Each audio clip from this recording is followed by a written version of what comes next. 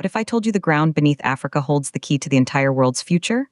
This is Kenya News Update today. Coming up, you'll discover how a single continent is about to rewrite the global power playbook, and why every major nation from the US to China is scrambling for a piece of it. The demand for critical minerals is projected to quadruple by 2040. Gold is hitting record highs, and Africa sits on the world's largest reserves of platinum, chrome, and manganese. But here's the twist. This isn't just about digging up rocks. This is a high-stakes race for industrialization, and African nations are finally setting the rules. Meet the ministers and leaders from across the continent, all converging on Cape Town for African Mining Week 2026. Their mission? To turn raw potential into real power. For 9 years, the world saw Africa as just a source of raw materials. But then something changed. The energy transition exploded.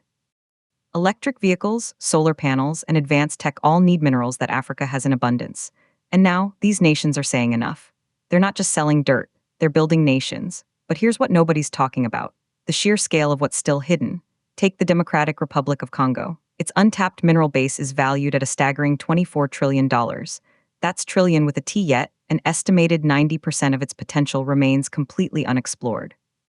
Minister Louis Wadam Kabamba isn't just looking for miners. He's looking for partners. Partners who will invest in exploration, build infrastructure, and train a workforce. The DRC's new target? Developing its 20 billion tons of iron ore to fuel its own domestic steel industry and special economic zones. This is a seismic shift from exporter to industrial powerhouse. And then, something shocking happened. Other nations followed suit. Uganda is now on the hunt for strategic investors, but with a catch. Agnes Alaba, Uganda's Commissioner of Mines, told us they're prioritizing local beneficiation. That means processing graphite and rare earths inside Uganda's borders to create jobs and capture more value. They're done being a raw material pit stop. They want to be a factory. Here's the part that will blow your mind. Liberia is literally remapping its own destiny. Maitnike Tingban from the Ministry of Mines and Energy issued a direct invitation to geomapping companies. Why? Because despite vast resources, Liberia doesn't even fully know what it has. They're building a treasure map from scratch to negotiate from a position of strength. This is a continent-wide awakening. The stakes? Control over the supply chains that will define the 21st century. The US, under the Trump administration, is securing its own mineral supply chains.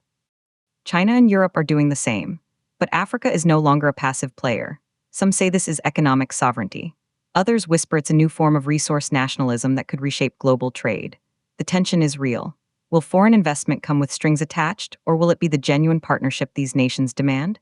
But if Africa successfully builds its own value chains, what happens to the old global order that relied on cheap, unprocessed exports? The implications are massive.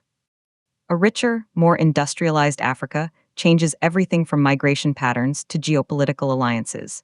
It's a future of promise, but also of fierce competition. The hook was a continent holding the world's future. The payoff is a continent finally seizing its own. Do you think Africa's new mining strategy will lead to true independence or create new dependencies? Drop your take in the comments. Subscribe to Kenya News Update today for more on the stories shaping our world.